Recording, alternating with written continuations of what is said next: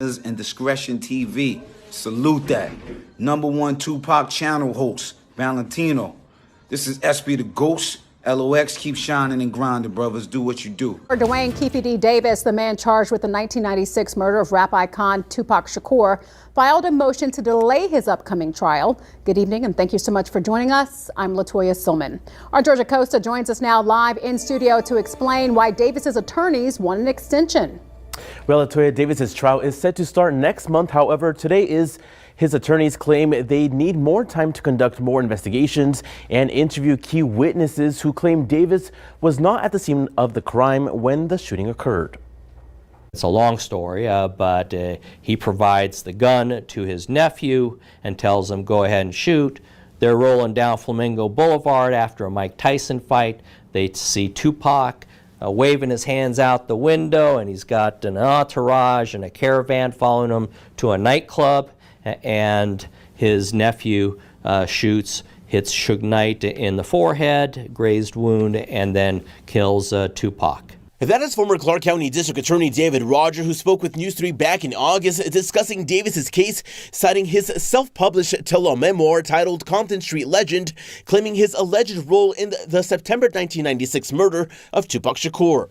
However, as Davis's trial date approaches, his attorneys are citing several new developments have shown up in the case, thus calling for the delay. Some of those developments include new evidence from a private investigator who claims that new witness testimony can confirm Davis was not in Las Vegas at the time of the shooting, as well as witness information saying Shakur was stable before his passing. And lastly, Davis's attorneys claim new information in the case alleges another party, Reggie Wright Jr. and his security, may have orchestrated the shooting. Amazingly, there are still witnesses who can lay out the crime. I mean, for example, at the grand jury, they had Suge Knight's bodyguard who was in Las Vegas at the time. Right after the shooting, there were some females in a car. They were trying to get away, and they were identified at the crime scene.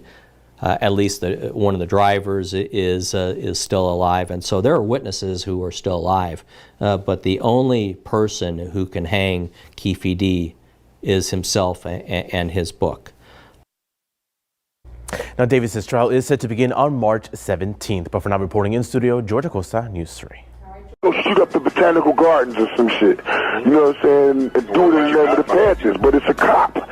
Fred Hampton is laying in his bed. They hire his bodyguard to give them a floor plan of this man's house. A floor plan. And why would you not think they would do it to me? Like I said, I had two of the toughest guys for him, and Reggie pulled him off of him. They didn't have to happen. I told him to send 5 guys from the club today, and they never said nobody. So, Reggie Wright said that police came to his house to investigate the Tupac shooting and your involvement in it. That's what I don't understand. Why do they keep asking this crooked ass cop shit? You know what I'm saying? Why they keep asking this crooked ass cop shit, man? It's like I said, when he said, bet you keep you getting locked up for Tupac murder? And I said, he need to be right in handcuffs with me for Biggie murder, because I know he had his hands in that shit. At the same time, they just played with the thing the way they wanted to play with it. And see, the thing is, those guys, if you go back and watch the film, they was already stalking Pac. They were watching him. So that just tipped the iceberg when something happened. But there was a plan already to do something to him. Yeah. And that's why, like I said, I had two of the toughest guys for him, and Reggie pulled him off of him. It didn't have to happen. I told him to send 5 guys from the club today, and they never said nobody. That recording said that him and Suge saw each other in the car. He probably thought he looked. He didn't know who the hell he was. He didn't know who he was. Until they put 2 and 2 together, they knew they beat up and all of that. They started putting it together that there were some guys. It was just some dudes from the south side is all they knew. I was the one talking back then. I was the liaison between me and the police. I was the one feeding information. I'm the one that took Edie and Gaddafi down to Compton Police Department to meet with Las Vegas Police Department, Las Vegas PD to identify him. They were going to identify him. Identify who? Baby Lane. Aha. But Well, Las Vegas PD didn't do what? Well, but They didn't even want to show him the six-pack.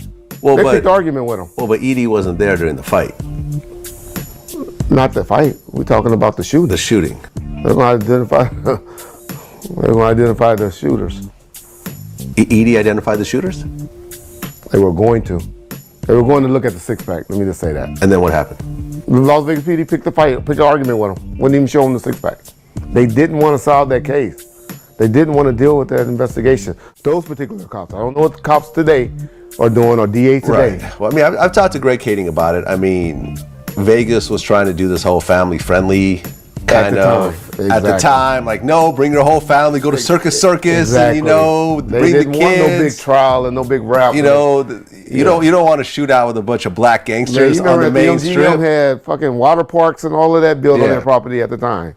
They were trying to make it a family atmosphere. Yeah, That backfired on them. They backed down to only high rollers. What happened in Vegas, stay in Vegas. But back then, it was a whole different thing. A whole different, and for them to start investigating this really brutal public murder, would have just fucked up, billions of dollars, maybe. Yeah. People don't know that the current mayor was a reserve police officer at the time, Goodman. He was the first one on the scene, and one of the bicycle cops on the scene. And after that happened, they say his hat went from reserve police officer to boss, the mayor. Essentially, everyone in Compton knew that it was Orlando. Everybody always knew. I mean, well, from the beat down stuff, 3 or 4 days later, after people start talking, and we eventually learned. I didn't know about the beat down until a couple of days later, until we learned about the beat down and the incident inside the club. I mean, the MGM, and all of that is when everybody started putting two and two together. And when did the first shooting happen in Compton? I'm sure it was 2 or 3 days later. Okay. I know it was before Pac died. The shooting started happening. Who was Sergeant Reynolds? Fred Reynolds. He's a guy that worked for Compton PD. He wasn't a sergeant at the time, but he worked for Death Row. He worked for me for a while. Yeah. I mean, Keefe D referred to him as Compton's dirtiest. Which is untrue, is unfair, but that's what we all dirty to crooks. I mean, everybody think cops are bad or dirty or don't like cops. Don't talk to cops. They're always a cop. You always you're always a cop. Once a cop, always a cop. Atmosphere. Well, he said after the shooting, he said Sergeant Reynolds and his crew started raiding the houses of the Southside Crips. It wasn't really. Number one, he wasn't a sergeant at the time, but number two. And we're talking about a guy that eventually became over the IA or internal affairs at the sheriff department. A guy that was in the elite when he just retired just recently in the last few months. That was the elite sergeant in their homicide division. And so these are guys that even from Compton went over to the sheriff department, had that stigma on them, and still rose up in their department. Okay. So I'm trying to say these are good cops, that guys, putting bad jackets on, that had to, show to a law enforcement of 10,000 that, hey, we know what we're doing. We're good cops, is what he's talking about. But the reason why, and I talked to Fred since then, and he told me, he said, isn't that the Red Onion did happen? He said, hey, nigga ain't took none of my women or nothing, but, and then he told me, Suge bought me a car. Man, I had that car before I started working for you in Death Row, which was a red Acura. So, that's one of the things he talked about, Sergeant Reynolds. But the main thing is he talked about him raiding his house. And he said, I wouldn't, because he was he was in homicide or something. And he said, but we were just backup. We was Russell Poole's backup for LAPD, because when you go in somebody else's jurisdiction, you usually bring a few of their cars and their cops to the house, with you as backup. And he said, all we was LAPD backup. LAPD, Russell Poole handled, the search of his house. But, of course, Keefe D think it was Fred Reynolds that handled, that raided the house. But that was Russell Poole that did that. Well, Keefe said that your dad threatened Keefe about Keefe going after you once the war broke out. Yeah, that's true. That's true. Yeah, I didn't believe it when I heard it, but everybody. I'm on social media with everybody. I common to everybody. And some people told me, yeah, he said this about your dad. So I go, Reggie, what you? He said, oh yeah. He said, I went over there. He said, when I heard they were talking about doing this and doing that, I told those niggas, better not having the Reggie Jr. because he knew I was running with him. Because if y'all do, y'all gonna have some problems. He said, I went over there. He said, but I mainly was looking for Orlando. He said, I didn't know who the hell Keefe D was then or knew him like that at that time. He said, I mainly was coming over there to talk to Orlando and to his sister. He said, that's who he think he ended up talking to, was his sister or his mom. But yeah, that was an accurate statement I found out. Shug's behalf. Listen. The day before that, Lane called me, say, bring 2 guns up to Edie's office and come down. So I came with strap, I got a strap, and we waited about 5-10 minutes later. Reggie Sr., not Jr. Everyone assumed that Shug paid him off. That was done between attorneys. I was there. How it happened was Reggie Sr., not Jr., and Reynolds, Sergeant Reynolds. That Chuck said. You're absolutely right about the guns. Yes, sir. Got it. But you guys have at that time, you had a gentleman whose son worked for Death Row. Yes. And he was the, Reggie Wright Sr. was the... Yes, Reggie Wright Jr., Edie probably knows Reggie Wright Jr. He was the head of Death Row Security. His father is Reggie Wright Sr. He was the supervisor of the gang unit, right? Reggie Wright Sr. told me he knew within an hour. Yeah, because Reggie Wright Jr. called him. Absolutely. So we knew. And then once we started having the back and forth shootings, the retaliatory shootings and the murders, I mean, that's circumstantial evidence, pointing that something happened to cause this eruption of violence in Compton between these 2 gangs that were, involved in the murder of Tupac in Las Vegas. I bodyguarded Dr. Dre and Snoop. Found one of the main ones that started the mob pyros. Well, Death Row forms. They put out Dr. Dre's The Chronic, which goes multi-platinum. So you have this huge hit, with people that are coming out of Compton. And Suge is now heavily involved in it. Now, you met up with Suge at one point and said that some Mob Piru guys were gonna kidnap him or rob him or something? Well, I had gotten some information, that some of the mob guys that he was, trying to hire or work with him in Death Row were gonna eventually kidnap him and rob him.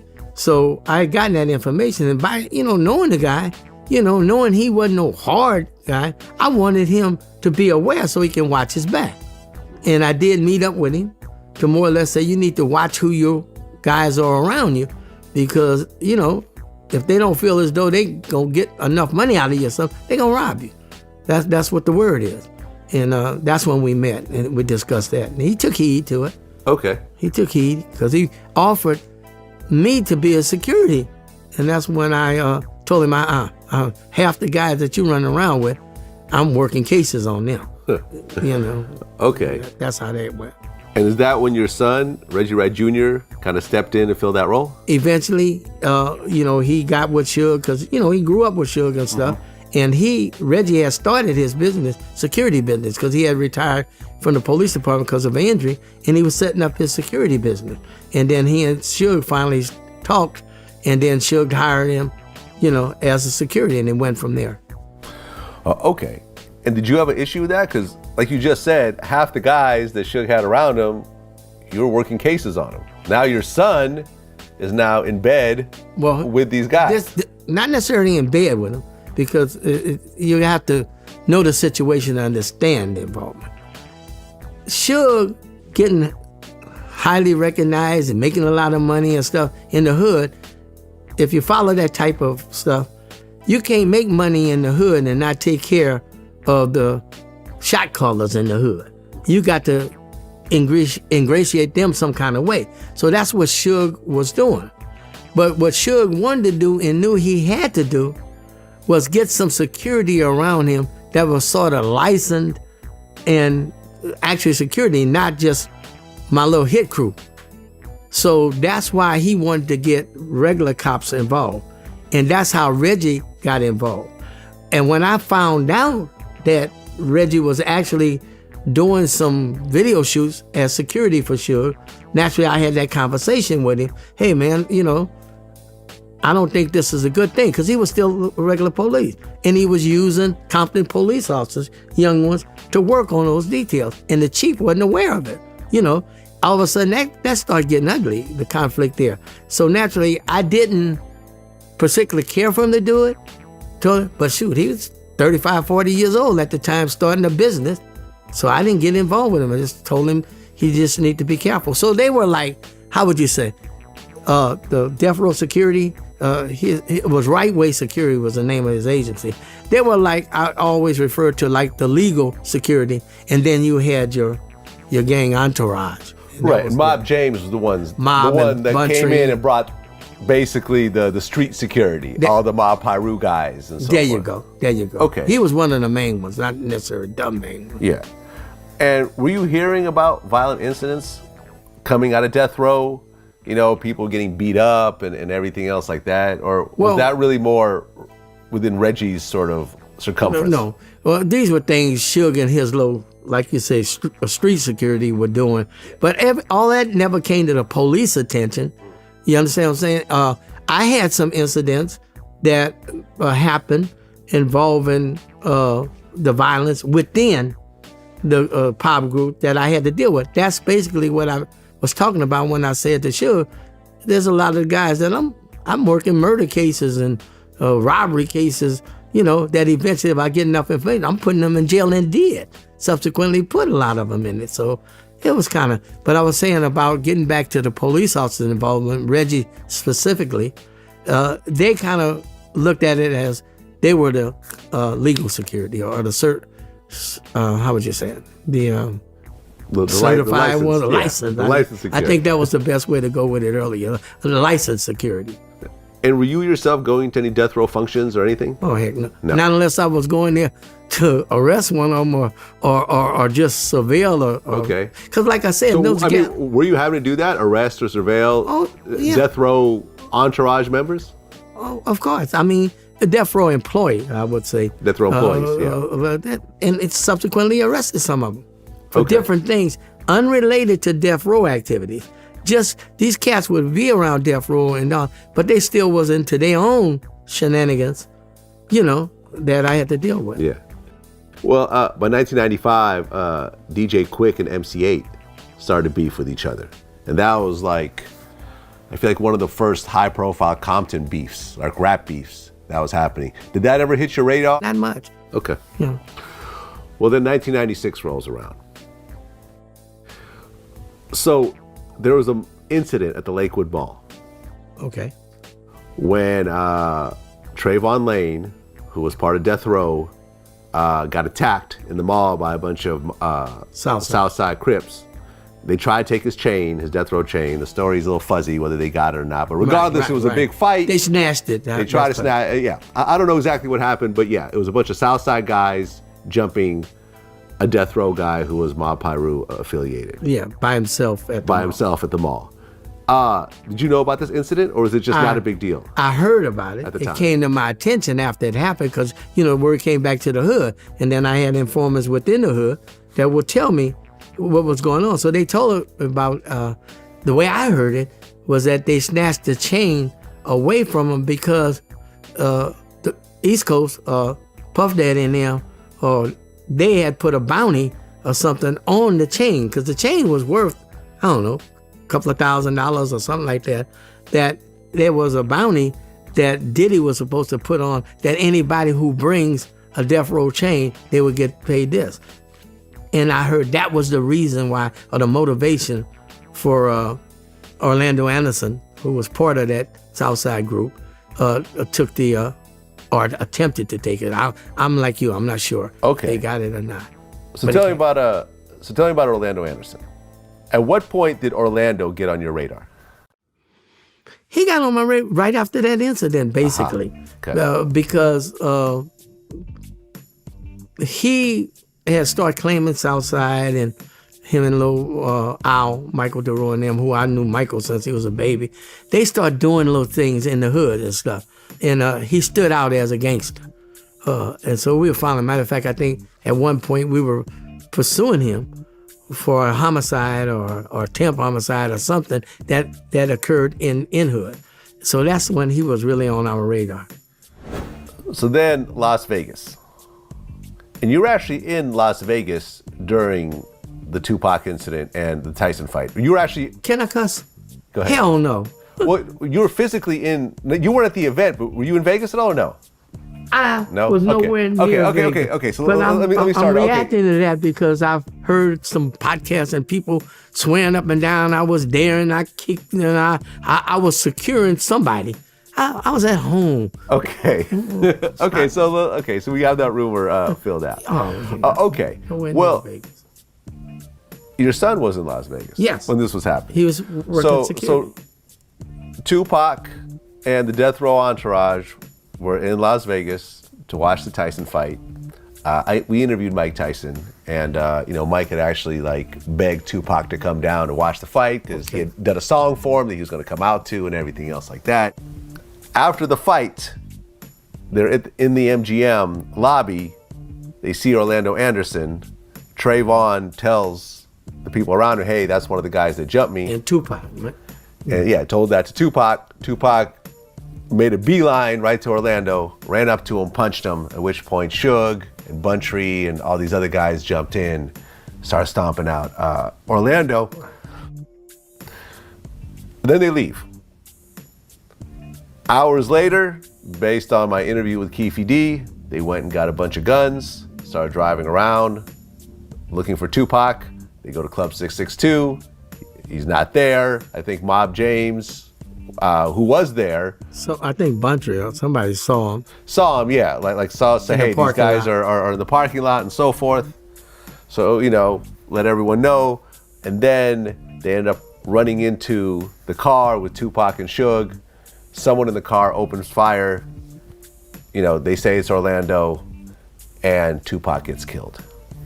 Now, in this car was 4 people, the car that did the shooting. It was Keefe D, Orlando Anderson, Correct. Terrence Brown, a.k.a. Bubble Up, Yeah. and DeAndre Smith, a.k.a. Big Andre. You already knew about Orlando. Keefe D you didn't really know about, though, from what I understand. No, I really didn't have that much deal because he was a dope man. He wasn't no gang man.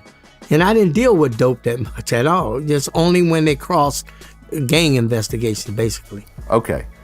What about Terrence Brown? Knew of him, yes. Okay, and what was he known for?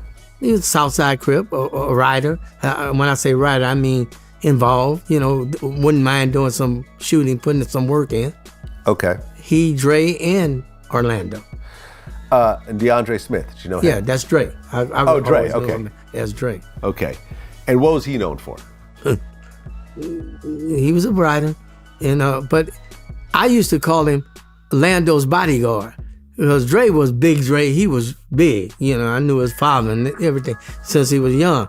He's a big dude. But he was hard. But I knew him through Orlando, because things were going on that they were doing aside from that incident that we're talking about. Right. And DeAndre Smith ended up dying from a heart attack in 2004. Yes. Terrence Brown ended up getting killed in a dispensary in 2019. I heard about that. And of course, Orlando Anderson gets killed. So the only person that's still alive in that car is Keefe D. When it happened, at that point, no one really knew, no one had any information right after the shooting happened. But you have all these ties into all these different gang members in Compton. And did you actually have informants and so forth that are working for you at the time? Yeah, well, Reggie called me a couple hours after the shooting had occurred. They were at the scene and Reggie went to the hospital. And he called me. I was at home, sleep, not in Vegas. And then Reggie called me and said, "Hey, Dad, Tupac and Suge just got shot." And then he told me he thought Tupac was dead. And he said Suge was okay. He had got grazed. And they're investigating it all. And then he told me basically who he had believed or was hearing was involved, because he wasn't there at the shooting. Yeah. He was told, and he was told it was Southside and how it happened, and they were in the car and all that. So we immediately started investigating that the next day.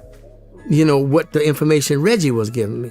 Okay. I tried to get the information to Las Vegas PD as Reggie was telling me, but when they heard the name Reginald Wright, knowing from the scene there was a security Reginald Wright at the scene, former Compton PD, they conflated that. They came up with that was me. And so when I was calling to try to give them information, they didn't want to deal with me. Huh. So, and later on, when it got deeper, we started having shootings the next day between Mob and Ludus and Southside. Eventually, we had to start investigating that, but the chief took me off the case because of the conflict. Because, Right. Well, because a war basically broke out in Compton right afterwards. Definitely. How many people got shot? Oh, within the 3 days after the shooting, I think we had at least 3 or 4 Luda Park, Piru shot. Well, more shot, but I think we had 2 or 3 homicides behind it. Wow. And then over in Southside, we had a couple incidents there that we had to investigate. Yeah, naturally, but they were shootings because of that shoot. Okay. Well, what were your informants telling you in terms of what happened in Vegas? Basically, what you had aforementioned in the scenario of how it happened. Yeah. That was the basis for it, because both sets knew who the players were in the shooting. They knew it was Southside that did the shooting. So naturally, the retaliation is going to start going. So I think the Bloods started it in the morning, because I think they ended up shooting Darnell Brim, that one, and a female coming out of a store. And then from there, they retaliated because of that, and went and shot a couple of Bloods, and it was on. It was on. Okay. And Keefe D said that you actually approached him and some other people and basically warned him about, your son being a target in this whole war that was breaking out. Well, exactly what happened, contrary to what Keefe D said, exactly what happened is, as I say, the chief pulled me off of leading the investigation and put my sergeant, Bobby Baker, in charge of investigating all the shootings as a result of the shooting in Vegas. So I was upstairs working, but I still was getting information in the streets about what was happening. And the word came out that they were going to shoot Reggie as part of the back and forth, and the Southsiders were after him. Well, I took that personally, and I jumped in a car, and it wasn't even it wasn't a patrol car or anything. And I went straight to Keefe D's house, his mother's house, actually, because I knew the family. I knew them before. That's another way I knew Keefe D. He was smaller and younger when I worked for the Edison Company. I knew his mom real well, because I used to had to deal over there. And so with Edison, and so I knew him. So I went because I knew, I forget Keefe D's brother name, who was a little harder than Keefe D. And Orlando was still out. So I didn't want them targeting Reggie. So I deliberately went there, knowing the family, and went to the house. When I drove up there at the house and parked, and he said, the only thing he said right was, I parked on the wrong side of the street and jumped out the car. I did, because I wanted to get to the family, let them know they were going to have to go through me if anything happened to my son. And I remember 3 or 4 guys hanging out in the front of the house, but I paid them no attention. None of them were Orlando, who I knew. Keefe D, I didn't know him from Adam. I knew of him, but I don't remember what he looked like. I don't even remember if he was in the crowd. And I went in the house, and I talked with, I believe, his sister or something, Orlando's mother, I think was in the house at the time, but it was a female. And I blurted out about, if anybody come after Reggie or targeting Reggie, they have to go through me. And, said my little piece, turn around, and I left. Now, going out, I did say something to somebody out there, but I'm not knowing who it was. It wasn't any of the main guys that I know. And Keefe D could have been one of them. But I didn't like know it was Keefe D and threaten him or nothing. I just got in my car and I left. And that's the way it happened. Well, in his book, Keefe said that right when they got back to Compton after the Vegas shooting, he said Compton's dirtiest, Sergeant Reynolds and his crew, came and raided our houses. And I guess they had all these crates of guns from Army surplus they'd got to the 92 riots. They basically, all these guns got cleared out. Do you know about this at all? I wasn't directly involved in that. I was getting information back from my sergeant as I needed to know. But the contents of the raid, because I think we conducted raids on about 10 locations, if not more, of both sets. And they confiscated a lot of guns and stuff from different locations. So to say exactly what was confiscated, now Fred Reynolds was probably on the unit that went to Keefe D's mother's house, their house. So that's why he talks about Reynolds a lot. But Reynolds was part of the detail of some 50 cops that was involved in the raids. Right. Keefe also says something else. He said he made a crucial mistake. He said he threw a big meeting for the neighborhood at a park in Cerritos. All the homies showed up. I did all the talking. The feds knew everything that I said to them because there were some informants among us. Should have never done that. That's they got the idea that I had a leadership role within the set, which caused the feds to start following me around everywhere I went. That's something the feds were involved in. Okay, they don't tell us. The feds were not working with Compton PD on this at all. I don't know for that particular, as it related to those raids that we were doing in the Tupac shooting, because I wasn't directly over that. But I don't know. I don't think we were. I would have known. Okay. I would have known if we were working with the feds on that. No, I didn't know anything about that. I would have known. Okay. I would have known if we were working with the feds on that. No, I didn't know anything about that. Well, there was a lot of connections that Suge had with police. So, for example, he had Reggie Wright Jr. working as head of his security, Right Way Security. But then on the other side of L.A., there was David Mack and Rafael Perez, who were part of the crash unit, was it? I think they were part of the crash. They were LAPD. They're LAPD. And I think they were part of the crash. I really don't know. And they're rumored to be members of the Bloods themselves, and ultimately they end up going to prison over bank robbery charges and so forth. Yeah, they were crooks, but they weren't Bloods that I know associated with any particular gang set. Did you know them at all? No, I didn't know them until all that started coming out about the bank. And then when the other one, Gaines, got shot, with the road rage thing with another LAPD off, that's when I started knowing of them. Okay. Yes, sir. Got it. Okay, well, Orlando Anderson actually got paid off by Suge. He got paid like $60,000 to try to testify on his behalf. I heard about that. And then once that happened, sort of like everything started to kind of die down a little bit because people felt like they got some money out of it and so forth. Did you see things start to die down after a little while? A little, but I didn't attribute it to that because I wasn't aware of that agreement and them, Suge and them soliciting Anderson. Because if I would have been aware that was going down, I would have and had an obligation to notify the DA's office, that this was happening so they can expect Orlando to show up to be a hostile witness for the prosecution. Mm-hmm. I didn't hear about all that until kind of like that went down when Orlando showed up to testify. Got it. And were you seeing Orlando in the neighborhood at all, or was he just laying low and not He was really laying low because he knew that he was hot. Yeah. He knew that. He ain't no dummy. So he was. It wasn't like he did a whole lot of things other than the incident that got him killed. Right, and we'll talk about that. Okay, well then in 1997, Biggie is partying in L.A., and as he's leaving an event, a car pulls up and starts to open fire, ends up killing him. And rumors start to spread, which never really got worked out. But when you first heard of Biggie getting killed in 97, were you hearing anything from informants or from your contacts about what had happened? Yeah.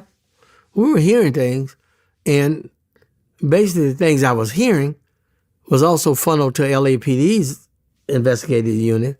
And I think I might have been contacted by someone on that unit. I think I did, one of the officers, and relayed some of the information. And it was basically somebody in Suge's organization responsible. Well, according to Reggie, he believes that Wardell Foose, Poochie, a.k.a. Poochie, who's no longer alive, is the one Correct. who did it. He was the trigger man. I'm convinced of that myself. I can't, just throw out a whole lot of evidence or whatever, but I think LAPD subsequently got the correct information when they start focusing on Poochie, because that's what I was hearing in the street.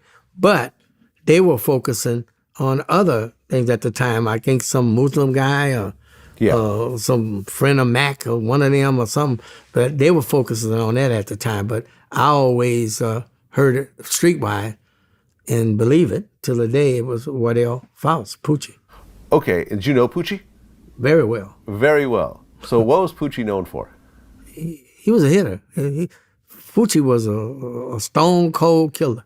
I mean, he was a hitman, basically, but he wasn't no joke. I knew him since he was about 15 years old. Matter of fact, arrested him a couple of times. I think Reggie even subsequently, when he was working, arrested Poochie. Poochie wasn't no joke.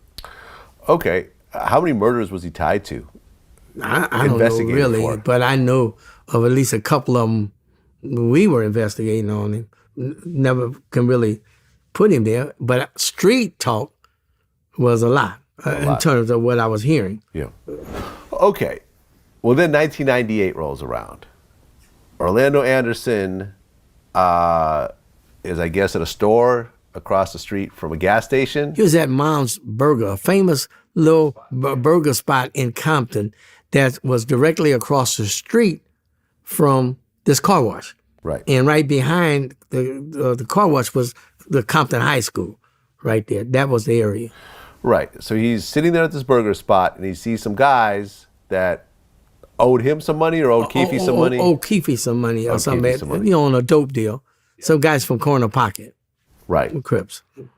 He goes and confronts them. And he left from the hammer after he saw him. And he went and got Michael DeRoe, Lil Al. Okay. Who was in the area over his grandma. But he brought Lil Al back. Actually, Lil Al was driving. Brought him back to the hamburger because he told him about these cats. And that's when they pulled to the side of the gas station and opened up on these 2 or 3 guys from Corner Pocket that was getting their car washed. But they were armed also. So when Orlando got to the side and he started confronting them and started shooting, they shot back. And that's when we had this interchange. Right. So this huge shootout happens between 5 people, I guess? At least. At least 5 people. Because 2 were killed, and then Orlando, so 3 people were killed. It was a triple homicide. Okay. So Tim Brennan, a.k.a. Blondie, and Ladd, who I've interviewed before, actually showed up at the scene. Yeah, they were right behind me. Okay. And then you showed up to the scene. I showed up first. You showed up first? Yes. Okay, got it. So you show up to the scene and you see just a bloodbath in front of you. No. Let me show you where I got involved. Okay. I was on the rear lot of the police department, which is nothing but a couple of blocks away from where all this happened. I was on the rear lot talking to Blondie and a couple of them. We heard the shots. Wow. We heard shots because it was that close. T-shirts. Where he got killed was probably Euthanasia was going to be his new company. He was leaving death row. That's why he called an audit. About a week later, my homeboy that I told you was the office manager, he called me up and he said, "Frank, you're getting fired." I was like, "What?" Like, "Yeah, you're getting fired." I go, "What are you talking about?" Like, "Man, Tupac just sent a letter. I got it right here." He goes, "I'll make a copy of it and give it to you." He goes, "But I got a letter right here that he no longer is requesting right-way security for his security." I was like, "Are you serious?" Like, "Yeah." So I said, get the letter from you idle in the morning. Yeah, get it tomorrow. I'll give it to you. I read the letter. Sure enough. His signature, no longer requested security. Just fired David Kenner as his attorney, which was a conflict of interest from the beginning. So when I got the letter, I said, Pop, that, what's going on, man? I heard I'm getting fired. He was like, what? So, said you getting fired? Said, I saw the letter that you sent to the office. He goes, oh, man, don't worry about that, Frank. You going with me. I was like, what? He was like, yeah, you going with me. I'm starting my own company, my own record label. My first album I'm putting out is going to be called One Nation, because I'm leaving death row. Came to the hospital, and if you did, you didn't come talk to me. I damn sure didn't tell you, Southside Crips that shot us. You called it, I believe you told someone right after the shooting, not long after the shooting. How did you know so quickly that the shooting had even taken place? Baby, I didn't know until I went to the hospital and we sitting around, everybody crying, and I went in the emergency room and talked to Suge and stuff. Direct security that was hired with us, but one of the, what would we call them? What would we call them? One of the homeboy securities, you said got him right before me and Mr. Wright got in the vehicle to go get to the hospital. Michael Moore, the night that Tupac was shot, after being taken off of Tupac with me, went back over to Club 662. Then someone else came on the radio and said, hey, don't say nothing over the radio. Well, I didn't think he was going to come, but he came. Surprised the shit out of me. He said Snoop kicked him out, then he came to the hospital. Snoop never came to the hospital, you know? Because number one, Warren did a thing where he was on the talking, whatever this shit they be doing out there, and he said that Snoop had a radio. He was at Snoop House when the shit happened. He walk out. I got a Rolls Royce. He got a Rolls Royce. He walked down the steps. I walked down the steps. We meet right here. I'm like, cuz, you going to Vegas? He do me like this. He went his way and he went my way. Next time I get a call, you know, niggas like, turn on the news, guys. I'm at Warren G house. We turn on the news, we see the yellow tape, Suge BMW. Call Suge, he like, yeah, they whopped whoop, come on out here now. Drive out there. Right after I heard Tupac got shot, I immediately flew to Vegas. Drive out there. I see him in the bed. Laid up, no words, no conversation. I see Jesse Jackson, his mama. I heard a horn, bing, bing, bing, honking in front of my house. I looked out the house and Snoop was outside in a white motherfucking Rolls Royce. Then he had this the next tail back there. Remember the motherfucker? Yeah. He had the motherfucker could go that whatever it was hitting him all the way from what was going on from Vegas. And then he started getting calls and shit, and they was telling him that Tupac got shot and this. Only way you would have a radio if you was at the fight with us and you had a security detail. Introducing the one and only I'm not having a security detail. Tyson. What are you doing with the radio?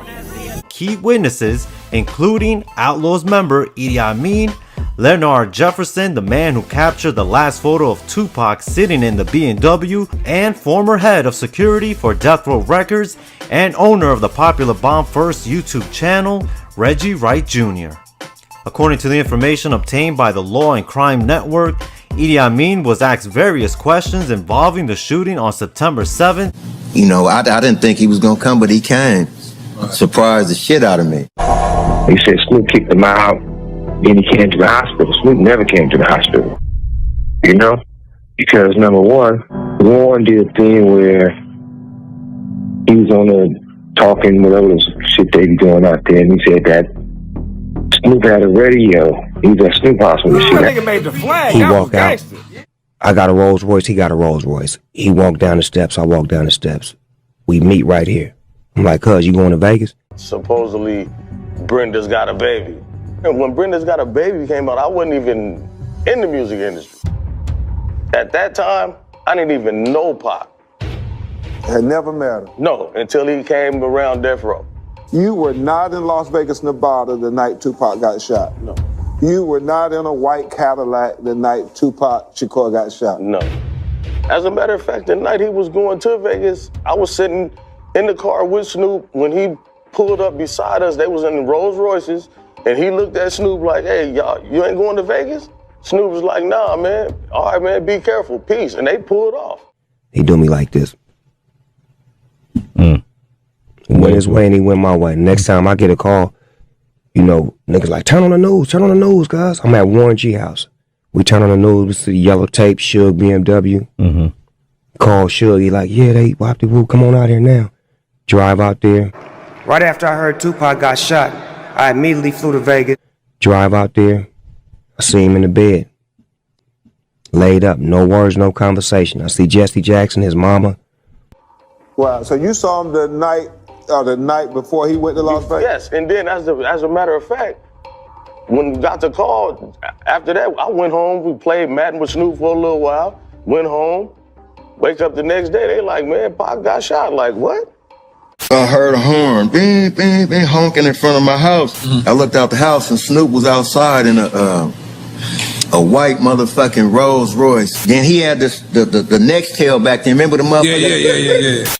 He had the motherfucker could go that whatever it was hitting him all the way from what was going on from Vegas. And then he started getting calls and shit, and they was telling him that Tupac got shot and this, that, and this. Only way you have a radio if you was at the fight with us and you had a security detail. Introducing the one and only I'm not having a security detail. Mike Tyson. What are you doing with the radio? 2, we always go to the fight together. We always go to the club together. Even when they did that half-ass watered down movie on Pac, and he said, you gonna be at the fight? And all that type of shit. So then all of a sudden, Warren says on this thing where they listen to the radio and they hear the gunshots. And basically somebody told them we got him or they got shot or all this shit. So how would you know that and why would you have a play-by-play on the radio? I kicked everybody out. Get the fuck out of here, everybody. Get out of here. And then he took off. That's when he went to Vegas to go see him. And that's when he went out there when he went to the hospital. But if I wouldn't have talked to him and got him to come over to my house, he probably would have been right there in the car with them.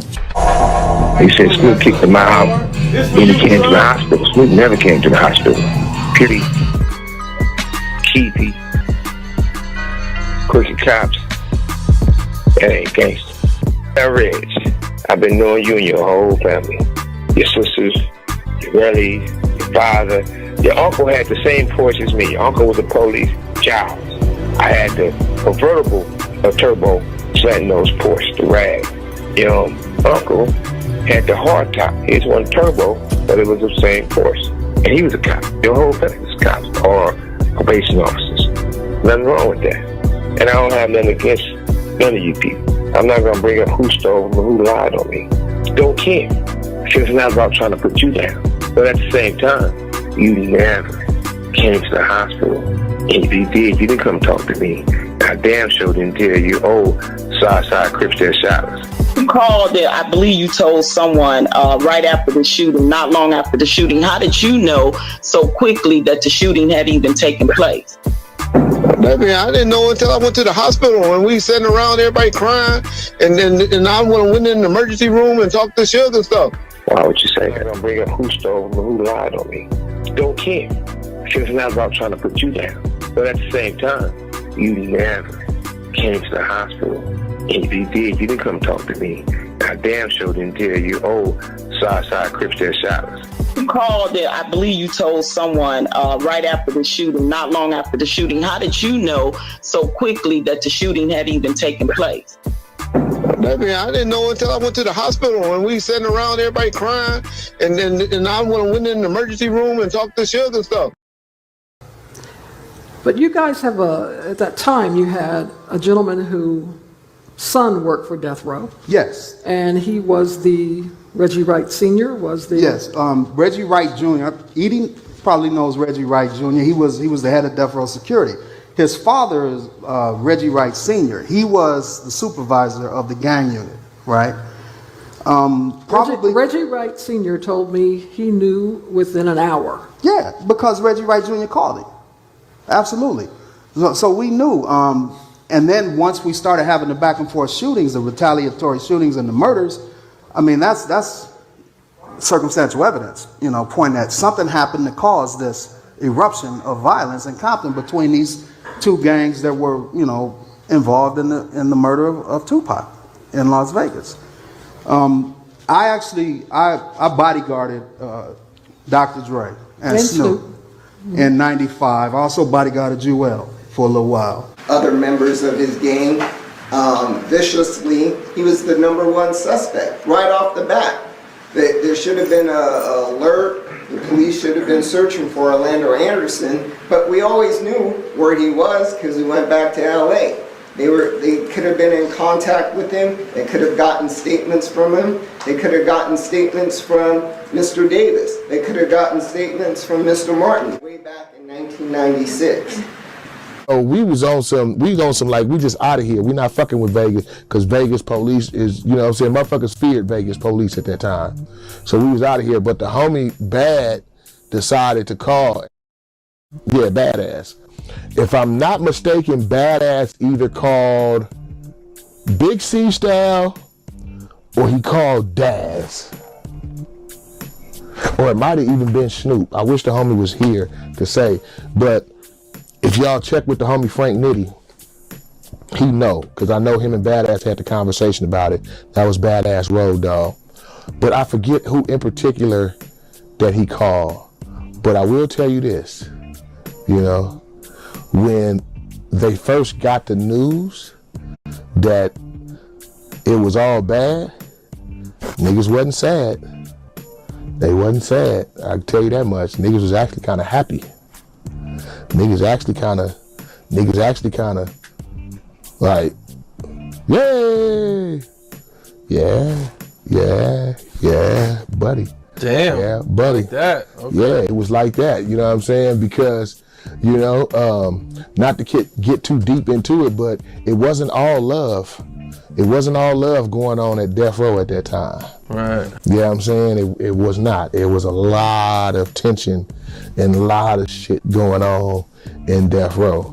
You know what I'm saying? Which is the reason the homies and them passed on even going out there to the fight. You feel what I'm saying? Because it was just bullshit. It was bullshit going on. You know what I'm saying? And that camaraderie that used to be between the Bloods and the Crips at Death Row has started going this way. You know what I'm saying? So, you know, it wasn't no boo-hoos, we sad, oh, we crying, you know what I'm saying? You know, even though it turned out that, you know, only one of them passed away, which was Pac, you know, the initial impression was that both of them had got downed, you know, and the initial reaction was, you know, there was a few people, you know, quite a few people who was in celebratory manner when they heard the news. You know what I'm saying? Like, yeah. You know what I'm saying? Like, on some, it's all ours now, you know, type of shit. Yeah. But you know, I allow motherfuckers to be fake as they want to be.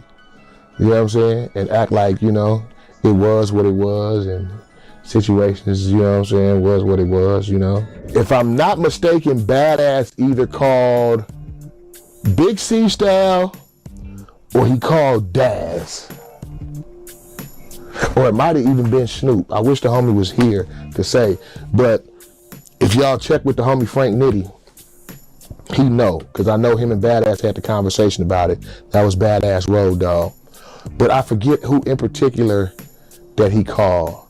But I will tell you this, you know, when they first got the news that it was all bad, niggas wasn't sad. They wasn't sad. So why'd they jump you? Huh? Oh, because I'm Dog Pound and they Death Row and we took Death Row. We unplugged that shit. Where is it now? You know what I'm saying? So, yeah, we was in the middle of a war. We leaving, we seeing who gon' survive in this war. You see who survived, you know? And I look at like Snoop getting a star on the sidewalk, Daz being free, you know, Corrupt being free, me, I can name all our homies. Nate Dogg died of natural causes. Death Row didn't hurt him. You know what I'm saying? So we won the war.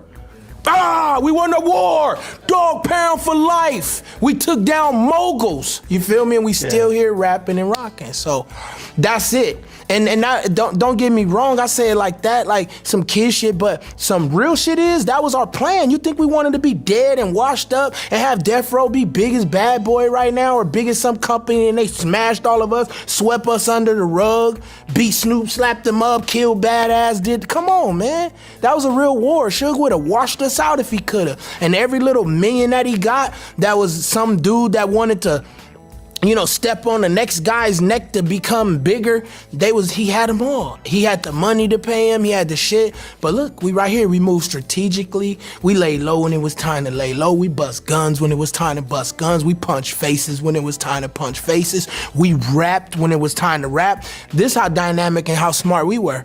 We dissed fools on our records when we had to, and then we made hit records at wartime that didn't have nothing to do with them, because we was smart. Because you can't just spend your whole career, your whole art, you're an artist and you're at war with another artist. You can't spend your whole career making diss records because your fans ain't gonna love it. So, yeah, we gave them hit records while we was dissing. We shut down Death Row. We dissed most of the artists that Suge tried to bring. So, yeah, we was at war. And we sat down and huddled up, and Snoop, you know, got us in huddles, and me and some of the homies talked. Me and Daz did You Ain't Shit. We went at him. We went at him, so, you know. He played me that. He's like, you gotta hear this. He played me that. The album cover, he showed me that. Like, he was like, look at my album cover for Machiavelli. I fucking got goosebumps. Because I was like, dang, you look like Jesus. And he was like, yeah, no disrespect to Jesus. And I remember him just breaking out this canvas and showing me the album cover. And this is memory that if I live to be 180 years old, I will remember this shit like it was 2 days ago. He invited me to Vegas to that show where he got killed. You know, he invited me. That was the last time I ever talked to him, was like 3 days before he got shot. And whatever date that was, I remember it was, he went out there like Friday. I talked to him like that Wednesday. And I think he got shot that Friday night. They left like Thursday night or Friday morning. And he asked me to go. Nate Dogg went with him. Nate Dogg was the first person who called me and Daz at Track Record, and the first thing we heard was Suge Knight and Tupac are dead. That was the first thing we ever heard, and I was like, what the fuck? And we were just in awe. He was like, yeah, ambulance just came, they just airlifted Tupac out of here, them niggas is dead. I was like, what the fuck? I was like, wow. There was people, Snoop, I didn't go to the hospital. Snoop know how much I love Tupac, and he told me as a friend, he cried. He said, badass, Tupac is shot. It don't look like he gonna make it. And I was like, what? He said, he laying in a hotel bed, it's him, he got tubes all in him, like, they took one of his lungs out. He told me this. I was like, no. He was like, yeah. Snoop had flew out to go see him. And he went in the hospital, and he called me from Vegas, and I'm talking about, like, I don't get a lot of phone calls from Snoop Dogg like I used to, you know, maybe a couple times a year. We still good friends, but at that time, Snoop would call me just to say what's up. Snoop would call me and be like, badass, where you at? Coming to fuck with you, badass. Come to my house, we got to record tonight. So he called me a lot, and when he left, I was with him. Like, hey, badass, I'm about to motivate. I'm like, let me go. He like, you can't roll. Like, and he was like, they ain't gonna let you. I was like, I'll buy my own ticket. It didn't matter. But he was like, if you go, they ain't gonna let you in the room. They're only letting like his mom. They're gonna let me in. And I was like, I feel you. He's like, they ain't even letting some of the outlaws in. They're sitting outside his hotel room right now. And I'm like, okay, I feel you. So I didn't go. His relationship wasn't good with Snoop like it was when he met him. They weren't beefing, they weren't going to diss each other on the record, nothing like that. But they were not, like, talking, like, a lot like they were, you know? They were having issues, they weren't seeing eye to eye when they talked. They were having talks about whatever they were having issues about, you know? I don't want to, you know, super go into detail about that, but it did have something to do with him saying that he didn't have beef with Biggie. you know, they didn't, like I said, it wasn't a beef, but it struck Pac kind of messed up. And I was there, and I remember, you know, because we were on the radio, and they asked, you know, Snoop, like as if you're asking me an interview right now, Pac's my homie, and they're asking Snoop, you know, hey, how, you know, what's your feeling about Biggie and all this, you know? And to me, I ain't gonna lie, I love Pac, I love Snoop. I think that Snoop answered that very mature. He answered it in a very good way. Because what happened at that point was he just told the truth. And he did ride with Pac. That's like me. If I get on an interview right now, like I would say that, you know, like I love Biggie as a rapper, but I never knew him. So who do you think I'm riding with, and how do you feel? You know, if Pac came back and he was fucking tripping, I'ma ride with him. Any evidence outside of those confessions, that's a huge problem. It amounts to a legal trial, a trial that won't have the correct result. And so the state is saying that basically we were, you know, we should have done this as a habeas petition. I disagree with that. Here's the reason why. We are not contesting probable cause. What we're contesting is, after all of the evidence has been delivered, there's no corroborating evidence. There's nothing. And then the state also stated that we're just looking for a corpus delicti. You just have to look at the body. If there's a body, there's corpus delicti. And that's just not the rule, Your Honor. Concept means. For example, I confess that this morning, as I was driving into work, I killed someone on 3rd and Lewis Avenue. All right, now let's say there's no body ever found, there's no video, there's nothing. It's only my statement that I killed someone that makes this crime exist. However, here, that is not, in this case, that isn't the case. There is corpus delicti because Mr. Shakur was shot and eventually passed away from his injury, and an autopsy was completed. Some even question whether Tupac was really cremated the day after he died, reportedly before an autopsy could be conducted. Why were plans for a big public funeral all of a sudden scratched? Away from his injury, and an autopsy was completed. His death was determined to be homicide by gunshot wound, and ultimately, it's a situation where the crime has been established. That a murder occurred because of the body of Mr. Shakur. So I will deny it on those grounds. Regarding the Some even question whether Tupac was really cremated the day after he died, reportedly before an autopsy could be conducted. Why were plans for a big public funeral all of a sudden scratched? But we knew that wasn't a big enough vineyard. But we knew we could for funeral services for Pac. We finally found this, the Wilshire E-Bill Theater. They could hold like 8,000 people. But we knew that wasn't a big enough vineyard. But we knew we can get people in and out. We was gonna do like a rotating thing where we just had a picture of him, like had a big memorial set up where people can go in. And we finally got all of that approved. And got all of that, got with the police. I remember me and George Papa G had went down and met with him. And we had LAPD traffic sergeant, and I mean, it was a bunch of people. And we figured we had it done. So I called Suge and said, Suge, okay, we got this done. We finally got a location and we're gonna be good. So I gotta remember, it was the heat and a war going on, and I wasn't even thinking like that at the time. With those Southside Crips and stuff, going back and forth with Compton and all of that. I don't know this, Suge never told me that that's the reason he said it. But he said, no, Rich, you know what? I ain't gonna have no funeral services. I'm just going on.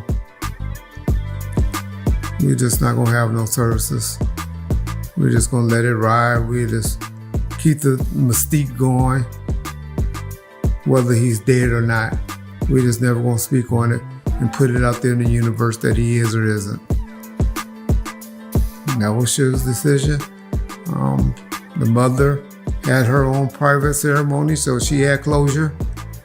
with her and the Outlaws, that a couple of their close friends and stuff like that.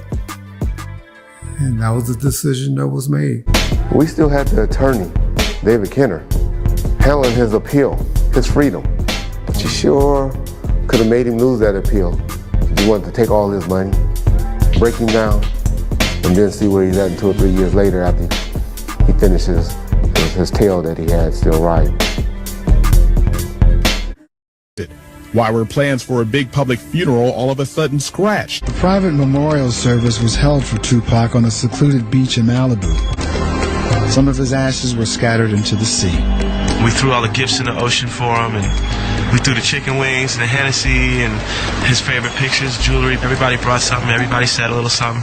We brought drums and bongos, and people spoke, and we had fires burning. That was his funeral. He was, from the time that I got there, he was in a coma. But all of us, every one of us, there was many, many people in his family and his friends and his colleagues who came, and during the 6 days we allowed people to speak to him, because even if he was leaving, I thought it was important that he know that all of these people cared about him, and they came to wish him everything well and to give him good energy.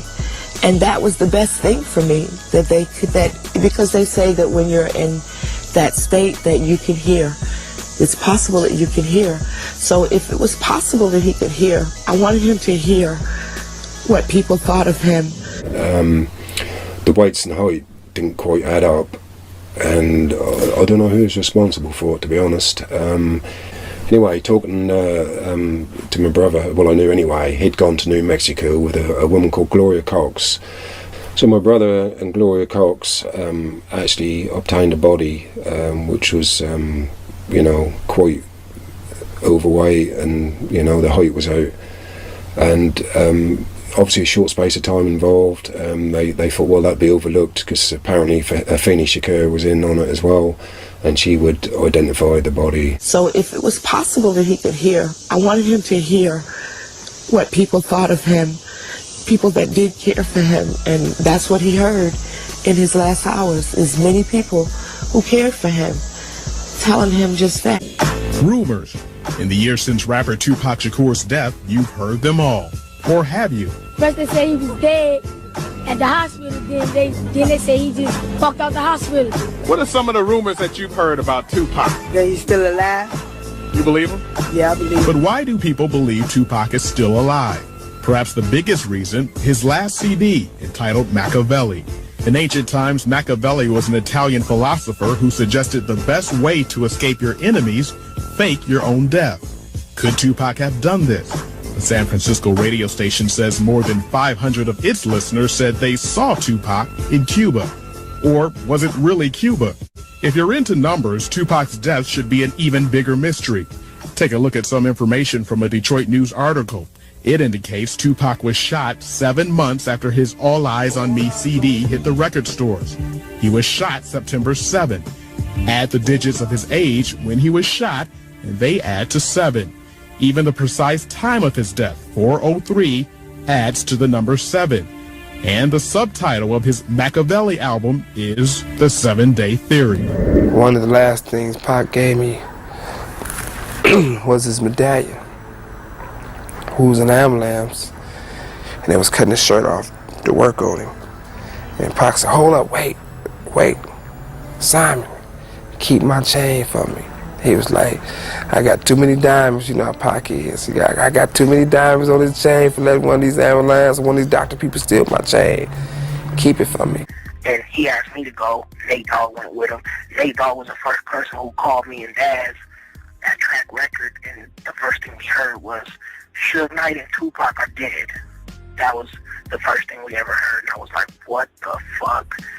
And we were just in awe. He was like, yeah, ambulance just came. They just airlifted Tupac out of here. Who's an ambulance? Ambulance just came. They just airlifted Tupac out of here. Them niggas is dead. I was like, what the fuck? One of the last things Pac gave me was his medallion, who was an ambulance, and they was cutting his shirt off to work on him. And Pac said, hold up, wait, Simon, keep my chain from me. He was like, I got too many diamonds, you know how Pac is. I got too many diamonds on his chain for letting one of these ambulance, one of these doctor people steal my chain. Keep it from me. And he said that, and I was on one bed, he was on the other, and we was going this way. I was like, you all right, homie? He was like, I'm all right, homie, I love you. I was like, shit, love you too, fool. You better get better, you know. That's the relationship we had. This ambulance just came, they just airlifted Tupac out of here. Them niggas is dead. I was like, what the fuck? I was like, wow. There was people, Snoop, I didn't go to the hospital. Snoop know how much I love Tupac, and he told me as a friend, he cried. He said, badass, Tupac is shot. It don't look like he gonna make it. And I was like, what? He said, he laying in a hotel bed. It's him. He got tubes all in him. Like, they took one of his lungs out. He told me this. I was like, no. He was like, yeah. Snoop had flew out to go see him. And he went in the hospital, and he called me from Vegas. And I'm talking about, like, I don't get a lot of phone calls from Snoop Dogg like I used to. And he said that, and I was on one bed, he was on the other, and we was going this way. I was like, you all right, homie? He was like, I'm all right, homie, I love you. I was like, shit, love you too, fool. You better get better, you know. That's the relationship we had. If you really did. You know, I mean, when I left that hospital, me and Pac was laughing and joking. So I don't see how somebody can turn from doing well to doing bad. You know, a lot of people say, well, God's gonna judge me. I got a 45-inch bullet in my head, into my skull by grabbing Tupac, pulling him down. That's really what happened. The second part of it is this. People know what happened at the end of the day. You got an individual on there and said, okay, we did this shooting. You know, Puffy was there, Biggie was there. He was already paid for to kill Tupac. This how it happened. And they break everything down to the T. And I'm saying to myself, people say, well, damn, if this dude told the feds and everybody that he's a rip or a former rip out of Compton and they killed Tupac, why didn't he go to jail for murder? Then maybe the question is that Pac really not dead. Pac somewhere else, and maybe they get over. Maybe it's the truth if you really look at it. Did you see Tupac dead?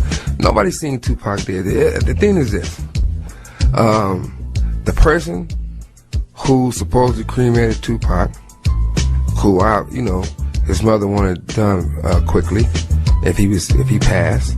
So this guy got about $3 million personally for me. Cash, and next thing I know, I never heard from the guy. Seen him again. He retired and left. We want to assume that Suge paid him off.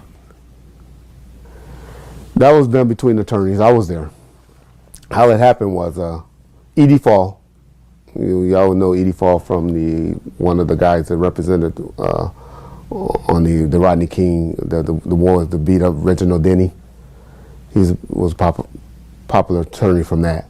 Well, anyway, Edie Fall and David Kenner, we all met at the studio at Edie Fall's office, and they came up with where they were about to sue, or they were in the process of suing Tupac, and they came up to agreement. Well, hey, if you come and testify, because we're trying to save Suge from going to jail to do that, 9-year violation, and testify that Suge was trying to really help you. He was trying to get them off you. He wasn't one that assaulted you.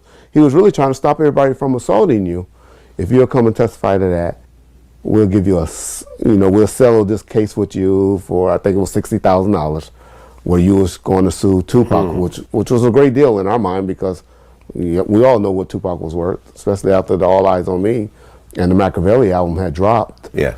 He was worth a lot of money. We'll settle the case for you for $6,000. Okay, so that's how that deal they works. kind of bunched a bunch of these deals, these lawsuits together, and here's $60,000. You come in. You get on the stand and say, in our mind at the time was the truth. Yeah. You say different. You say you saw a kick, but we were trying to not see a kick.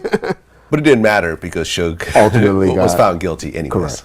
And he was found violated for his probation. Exactly. And he went back to jail. Correct.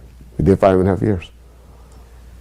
Now, he goes back to jail, and you become the general manager of Death Row? Yes. Not eventually. It happened, he was sentenced March of, well, actually, February 29th, which some people would say crazy, but it was a leap year, I guess. February 29th of 1997. His brother-in-law, Norris Anderson, was the general manager at that time. I eventually took his position in about July of 97. Okay. There's a story about an off-duty cop confiscating a gun that they say was used to kill Tupac, and I guess Hussein Fatal had it, or you know what I'm talking about? There's this weird story about a gun. Yeah. What happened on that is Hussein Fatal was caught with a gun going inside the House of Blues. On July the 4th, we did a big concert at the House of Blues in LA. Hussein Fatal was trying to bring a gun in. They search him, find the gun. They turned it over to, I think he was off-duty Santa Monica police officer or something like that. He takes the gun, and I guess he didn't book it into evidence or whatever, because they didn't make an arrest or anything. We just told, Hussein couldn't come inside the House of Blues. That's when Noble comes in, who's now, for some reason, the official talker for the Outlaws. But that's when he did Fato's parts that particular day. Pac and him got, Pac was a little upset with him for trying to have a gun on him. He was supposed to wreck the car. He took a car without permission. So Hussein Fatal had a bad week. So he eventually gets sent back home in July. And so the gun was taken off of him, and somehow Kevin Hackey, who we later was working with the feds or something like that, somehow he eventually get the gun. He turns the gun and gives the guns back to me. I don't know what I end up doing with the gun. I think I gave it to Ron Bilal when we was in the Bahamas, and he told me he threw it in the ocean. So the gun's floating somewhere in the ocean in the Bahamas. Okay. Trust me, they have ballistics on that particular gun. They test that gun. And some people say, well, Pac was killed with a 40 Glock. This was the 40 Glock that he was killed with. But this happened before Pac even got killed. When the gun was taken. When the gun was taken, yeah. So it had nothing to do with it. It has nothing. That's the history on the gun. I mean, for me, it wasn't nothing to me, but I know, I had got caught with a gun, and after that, they told people to check us on the way in. So after that incident of me getting caught with that gun, after that incident, I felt like it kind of got like a little detention-y. Like it felt like we was a little, every time we go to the studio, nigga, you going to jail, like you doing weekends or something. you got police, they patting us down, and you got to go in there, police is out there, so what the fuck? That's for me. He wasn't upset, but he was like, yeah, now, you dummy. Yeah, I got arrested. You saw it? Well, there's a little clip, but you can't see my face for some strange reason. Like, they always, it's like, they always got a bad angle on my face. Why? They always got my head cut out of picture. Why? Don't ask me, but that's how it is. And when it comes down to it. And now, what's the scam that they're tasked to do? These cops do not like Tupac from the minute he shows up. So the cops working at Death Row don't like him. Police do not like people who point guns at them. And so if you're labeled a cop killer because you point guns at cops and you pull the trigger, and you're all of a sudden going to work with a bunch of cops, you're probably going to have a problem. The shooting, driving to Las Vegas. We didn't get much sleep. We had 11 attempted murders and 3 murders in 11 days. A couple days after the shooting in Las Vegas. The guns found almost 2 years after Tupac's murder. Probably came across as not that big a deal Because there were thousands of guns on the streets of Compton back then. It's a Glock, and Glocks weren't unusual. There's really nothing that stood out about that gun. That's why I think it's important that we go talk to Tim Brennan. He was in Compton for a long time, long after Tupac's murder. Maybe we can find some answers. And to see us again, we still trying hard to figure this out. It should be figured out. We just talked to Corey Edwards, and the gun that was found in his girlfriend's backyard seems to be a big deal to me. What did you all think about this gun? I ended up finding that gun when I was assigned to the Biggie Smalls task force. I knew it was reported found at the address, and I noticed it was the day after Orlando Anderson was killed. When I recognized the significance of the date and the location where it was found, I just said, this is way too coincidental. We need to test fire this right away. And I got it to an ATF agent that was assigned along with our task force and gave it to him that same day. It was entered into NIBIN. And NIBIN is? NIBIN is a national ballistics law enforcement network where crime scene bullets or casings are taken and entered into a computerized system like fingerprints that can positively compare casings and bullets. The next morning, I came in to work at the task force, and everybody there was excited and said, "We've got it. That's the gun that they killed Tupac." Okay. And then what happened next, Tim? It was really strange because a couple days later, I come to work and everyone's not happy anymore, and they said that, well, Las Vegas checked the weapon and they said that this isn't the weapon used in Tupac's murder. Huh? Yeah, that's kind of how everybody felt. They came to a separate, different conclusion than we had come to with the NIBIN testing on the weapon. That's from the Biggie Smalls Murder Task Force that was formed in 2006 that Tim Brennan was a part of. Tim was working on the Biggie Task Force when he found that gun. And the gun that was found the day after Orlando Anderson was killed? Absolutely. That's the gun. It says the Glock pistol was immediately taken to the ATF and test fired. A NIBIN computer comparison positively identified the Glock as the firearm used in the murder of Tupac Shakur. Says it right there in writing. And then this last paragraph, this is just shocking. They're saying that due to the sensitive nature of the weapon recovery, that this U.S. attorney who was assigned to this case, that he agrees with the LAPD task force detectives that this firearm should not be shared with the Las Vegas Police Department? That's the craziest part of all. They're saying, don't tell Vegas that this was the murder weapon. But Vegas has jurisdiction. That's Vegas's case, absolutely. Hi, Greg, how are you?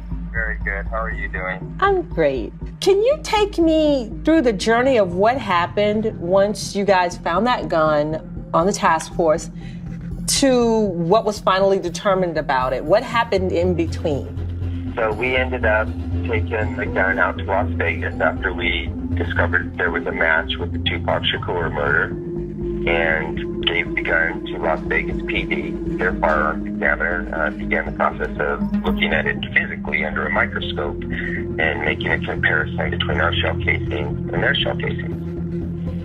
And they determined that it was not a perfect match. So that doesn't happen often, it just... The system says there's a match based on a photographic image, that it's just a high probability. Theirs is a more precise test. Theirs is the test that it would be used as evidence in court. Our test is just basically a preliminary test in order to run our evidence against everything in the system and see if we can get a match, which we did. We came back with a high probability, which raised our hopes. That's interesting. He's so definitive about what happened, yet there are people on the other side saying that gun never even made it to Vegas. And when it comes down to it, it's not one person in the world with any sense of know I have anything to do with getting Tupac shot. And Reggie Wright gave an interview to AllHipHop.com saying the documentary is filled with outright lies. But Kevin Hackey, another former Tupac bodyguard, is challenging Reggie Wright Jr.'s truthfulness. I'm offering Reggie right now $100K to take a polygraph. That he had no involvement whatsoever to do with Tupac's killing. Hackey, according to these court filings, worked for 2 years as an undercover agent for the FBI and ATF, helping the feds. To investigate Marion Knight and death row records for racketeering violations. And Hackey, a former Compton School District police officer who worked off-duty hours as a Tupac bodyguard, now reveals to Fox 11 News an interesting series of events. He says, here at the House of Blues in 1996, an off-duty Santa Monica cop working security confiscated a .40 caliber Glock handgun similar to this from a member of Tupac Shakur's entourage. About 2 weeks after that, I was contacted by Reggie to go over to Santa Monica Police Department to pick up this firearm. Hackey says he first showed the handgun to his FBI handlers and then turned it over to Reggie Wright Jr. A month later in Las Vegas, investigators say it was a .40 Glock handgun that killed Tupac Shakur. Hackey believes the murder weapon was the same gun he gave Reggie Wright Jr. I believe it is. And here's why. Hackey says he asked Wright about the .40 Glock. He stated once I gave him that firearm, he gave it back to his daddy, who at the time was a lieutenant with Compton Police over the gang division. He said his daddy booked that firearm in the property, which, is really and truly far-fetched. And Hackey says 6 months after Tupac's murder, he had another conversation with Reggie Jr. about the missing handgun. It didn't go well. After that, Reggie told me, hey, it ain't given time. I have the money, I have the people, I can have you killed, it ain't given time. Hackey.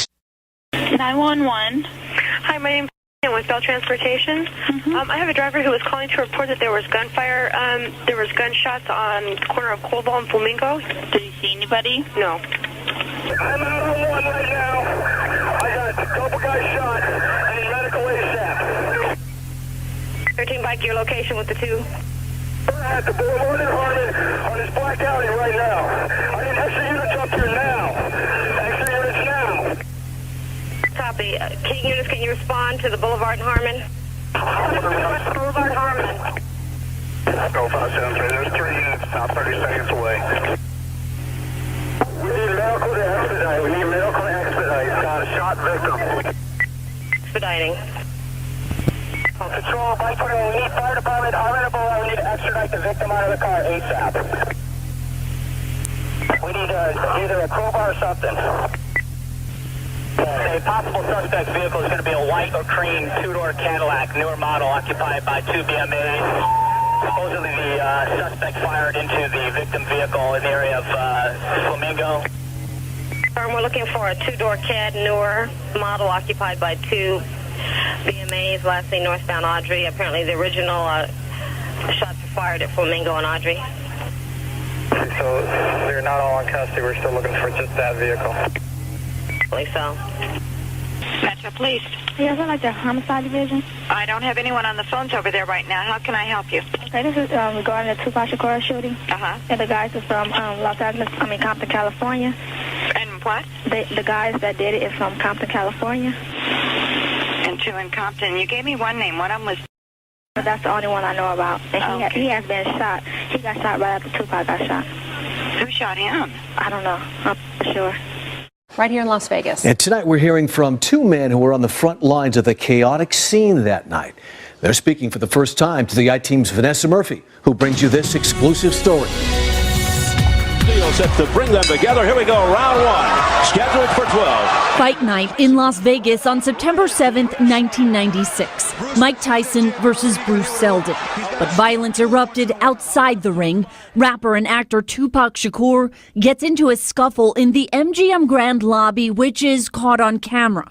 Moments after he leaves, he's shot in a drive-by. Cop cars kept flying by, so we knew something was going on. We just started following them. Two young paramedics I was driving. Were working nearby. I had been a medic for roughly 5 years. I was 22 years old. Jim and Shane Now Henderson firefighters have asked us not to use their last names because they're concerned about their safety. They're speaking publicly about that night for the first time. Jim and I did everything that we could and gave him every ample, but the general public doesn't know that. The shooting death of Tupac Shakur remains unsolved. But 20 years later, Jim and Shane describe an effort to save the 25-year-old man's life. Here at the scene, they stumbled onto. The chaos, there was a lot of chaos, a lot of cop cars. Just as we started looking at each other to decide what we were doing, Metro told the man they were waving us to come in. And then exiting their ambulance. Somebody met me at the back and said, "Go help my buddy." And my buddy's shot in the car. So which ended up being Suge Knight. Whole car, was riddled with bullet holes. Death Row Records co-founder Suge Knight was the driver of the BMW Shakur was gunned down in. We brought the gurney up over, just pulled him out. Pulled him out, and that's when, everybody was yelling, Tupac, Tupac, and I leaned over to the cop and I go, this guy has the same nickname as that rapper. And the cop, looked at me and leaned over and was like, this is him. Then a second patient. We got word from PD that there was another guy that was shot in the head. Jim and I believe they walked him over to the ambulance. He got in and it ended up being Suge Knight who was grazed on the head. He wanted us to make sure that we took care of Tupac before him. And then with 3 Metro police officers inside their ambulance and a police escort, not typical protocol, a ride to University Medical Center, followed by Jim telling Shane who their patient was. I listen to country music. I never heard of Tupac Shakur.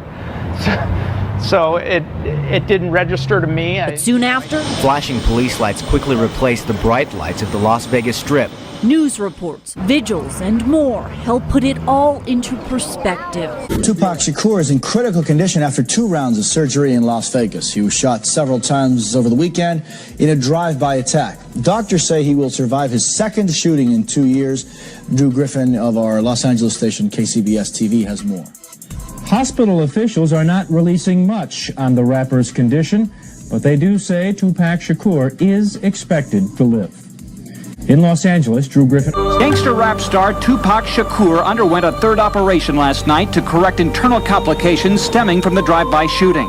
He remains in the intensive care unit at University Medical Center in Las Vegas. He is severely injured internally. He has multiple gunshot wounds to the chest. 5-year-old rapper was in the backseat of a black BMW, part of an informal convoy of 10 cars, when Las Vegas police say shots were fired from a passing white Cadillac. Yesterday, the Reverend Jesse Jackson arrived and said a prayer at Shakur's bedside.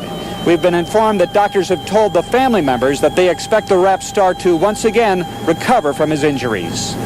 Conan Nolan for NBC News, Las Vegas.